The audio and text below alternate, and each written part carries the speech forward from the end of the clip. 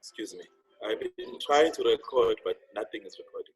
And also, Royals, what's going to happen is it's going to end in 45 minutes. I tried to upgrade to a better Zoom. It's going to end in 45 minutes, and I'm going to re-invite you. You need to rejoin again. You just need to re-click the link again so we can have another 45 minutes. For now, please allow me to record. Oh, it's good now. It's recording. You can continue. I think I'm the one who's actually recording. I've just pressed record now. That's wonderful. Then it's fine. You'll share it with me. You will email it to me, and then we'll deal with it. But you can continue. Okay. So Greetings.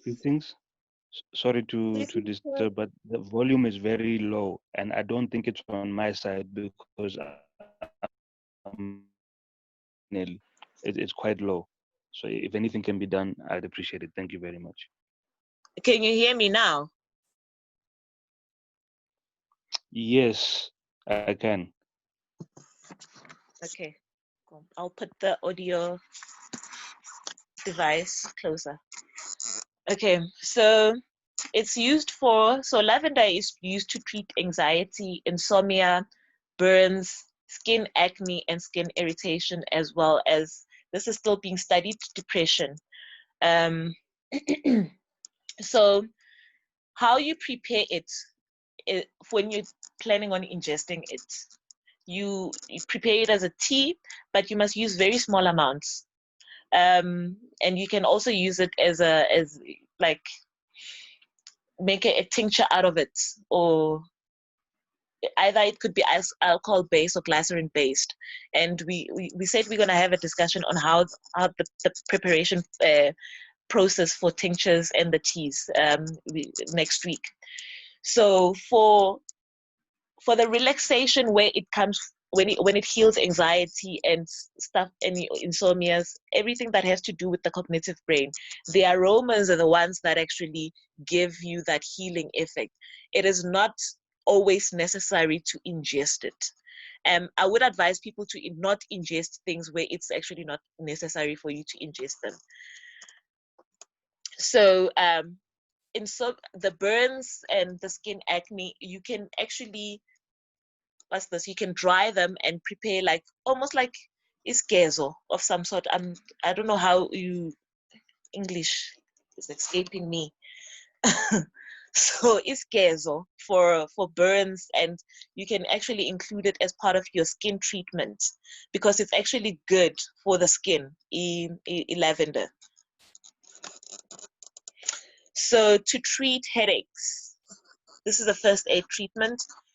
You don't have to ingest lavender to treat a headache. You apply lavender oil at your forehead and at the back of your neck. That is enough for it to treat the headache. And then if you have an insect bite, you can also apply the oil on the insect bite. And then you can use it to clean out cuts. And then you can also use it to steam when you have congestion.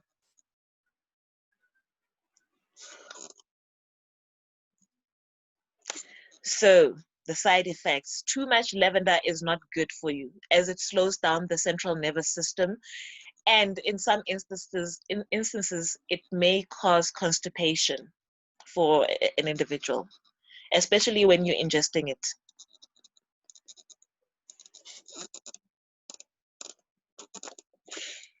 So we get down to ginger. So this is how ginger looks like the tree. And then this is the root. At the bottom, it's the root.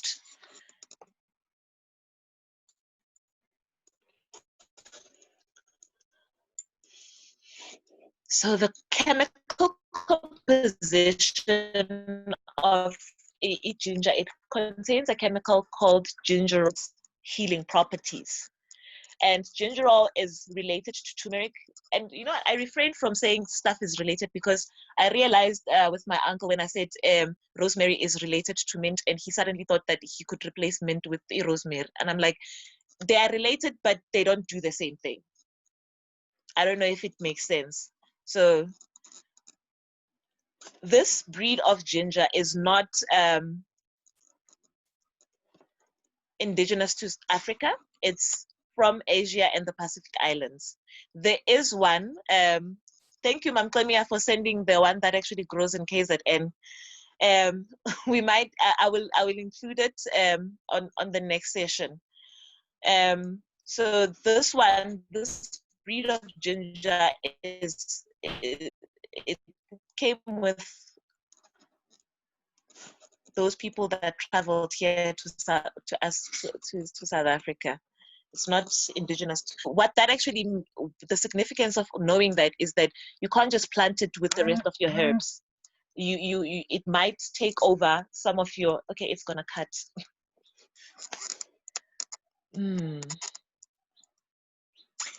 It won't cut. Continue. It won't. It just told me that it's gonna cut. They've just given us 40, well, for me at least, they're giving me 40 more minutes. But Queen Netsai, can you please switch off your video? Netsai, you can continue. If it cuts, we're gonna reboot again. Okay. But it has given me 40 more minutes. So,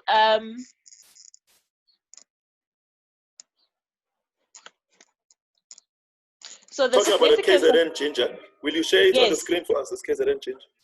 It's on the phone and I'm using this, the, Okay, this? fine, later. We'll share it on the group. I'll share it. Yeah, it's in the group. Mom told me I shared it on the group. Oh, okay, we'll reiterate. Yeah. But I will include it next time so that we actually get to see how the difference between this ginger and that's the one that grows in KZN. So the reason why I put that in there is that sometimes when you plant things that are foreign, which are not indigenous to our land, is that they take over the garden and kill the other herbs. So we must be very cautious when we plant plants, when we add plants into our gardens which are not indigenous to our land. So what is ginger good for? It's treating nausea. It was very good for me when I was pregnant, when I was suffering from morning illnesses and all that nausea thing, especially if you make a tea out of it. Yeah, it cures nausea. And then colds and flu, as well as, yeah, morning sickness. It's the same thing as nausea for some people. And then diabetes. And I think we've already discussed the issue about diabetes, how ginger actually, increases your insulin levels. So how you can, preparations and use, you can chew on raw ginger or you can make a tea out of it. However, everything in moderation. And you'll see why when we discuss the side effects as to why I say everything in moderation. So to treat, first aid treatment for that, first aid uses for ginger breaks fever. So you can use ginger, especially for mild fevers. We're not talking about a fever that is already advanced. We're talking about a very mild fever. At the early stages of a fever, then you can use ginger to break the fever. So this is, I'll also share this recipe that in terms of how you prepare the mixture to help you break a fever. But it doesn't have a lot of ingredients. It's just it's ginger and lemon. It's not even, sometimes you can add peppermint and elder or iaro. And I'll share this, a detailed recipe. And it's also essential that after you drink the mixture, that uyazigubezela as you would when you drink imed lemon. So ginger, just like it causes stomach discomfort. So if you take too much of ginger, it does have a tendency of causing stomach discomfort. Also, if you take too much of a ginger, you might find yourself having problems, especially because it thins the blood as well, just like garlic. It has the potential of, it's not even a potential, it does thin the blood. So, which means and you could have internal bleeding if you're taking too much ginger. because your blood is that thin, you know. That's why you must refrain from taking stuff like aspirin, med lemon. And I can see that there's a tendency for people to mix ginger and med lemon.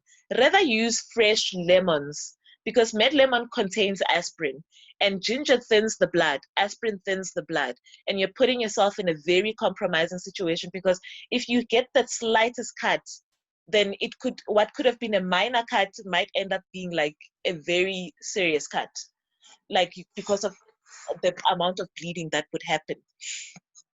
So ginger increases insulin levels. We've already had that discussion. And high doses of ginger may put you in a worse situation than you were if you had a heart disease. And that brings us to the end of our session. Any questions? The end. So the first one. The next one would be detailed preparation of all of this. Do we have any questions? Can the slides be shared on our group? Yes, of course. Okay, you will do that. We wait for questions now. You can either write your question or you are free to speak. I think you can allow people to turn on their mics. Or am I doing that? I'm not sure. People can raise their hand or they can speak. It's open.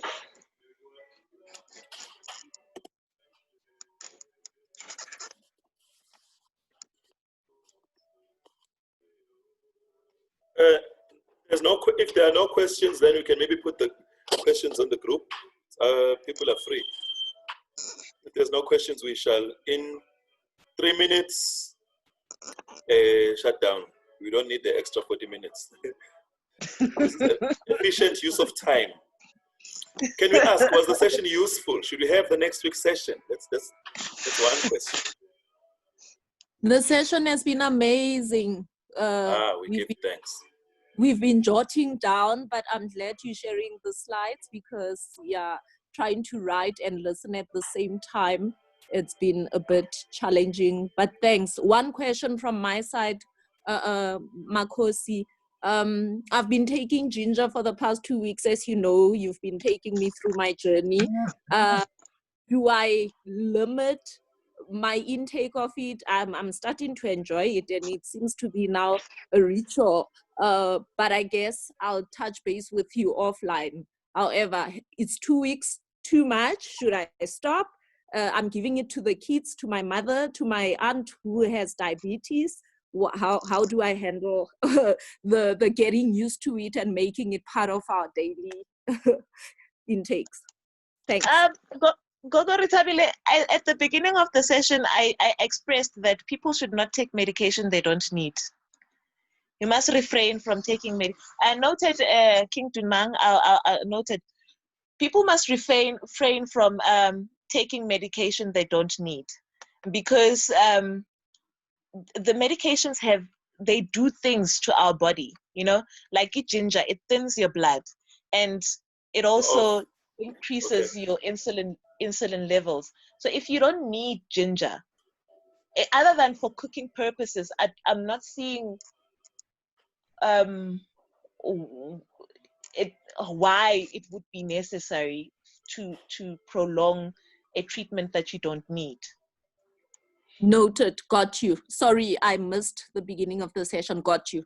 The tea is very delicious, but thank you. I will refrain from not taking anything I don't need with no symptoms.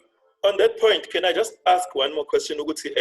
How do you know, in the Western medical science, there's this thing of checking what is low, what is high. How do you know if you don't need it? And there's this notion of these days we are boosting immune systems and all those kinds of things. So how do you know if you don't need something, or when you have to take something regularly? Like, for example, here in Zimbabwe, I take Zumbani. Zumbani is a herb. It's like part of Artemisia. It's like umshonyan. I drink it almost every day. So how do I know that I don't need it and I do need it? That kind of thing. You shouldn't. So, Nkulu, you shouldn't need to take supplements if you have a proper diet. Okay, all right. It's a tea, but I guess it is kind of like a supplement because it distinctively does something. All right. So if you have a proper No, I'm so listening. if you have a proper diet, and when I say proper diet, some of the food that we eat includes some of these herbs, and you will get the same nutrients from the herbs, regardless of whether you included them in your stew or not. And contrary to popular belief, like herbs like your garlic, they don't lose their healing essence simply because they've been added onto a stew or onto something else. If you're following like a proper diet, you shouldn't need any supplements, and you shouldn't be taking something extra or of some sort to supplement or to boost your immune system. King Dumang.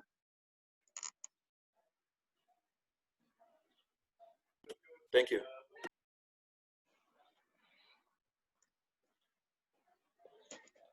In essence, you're saying your food is your medicine. Thank you. Yes. I was just going to say that I do think the session is useful and should continue. Thank you very much. Thank you, King. Thank you. Kokoneli, can I ask? Well, firstly, thank you. This has been very informative. I think we should have a next session. I wanted to, because I've also heard that when you are anemic and you've got lower blood, ginger might not be good for you. Too much ginger might not be good. But like Nkulumen just said, it's very difficult to also be discerning about. When I take garlic, ginger, and lemon tea every morning with CMOS every day, because as much as I eat good, but my diet is not good all the time because I'm on the road all the time.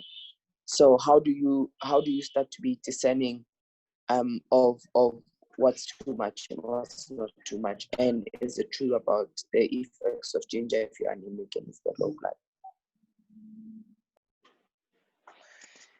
So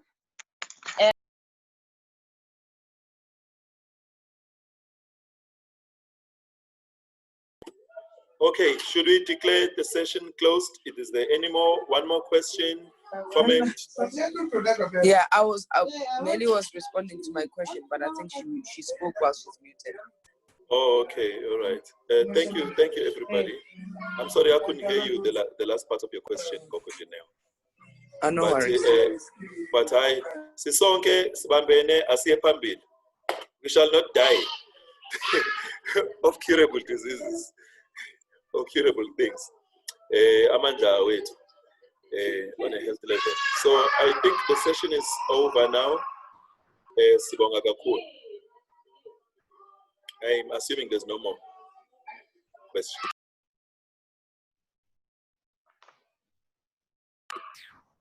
We give thanks.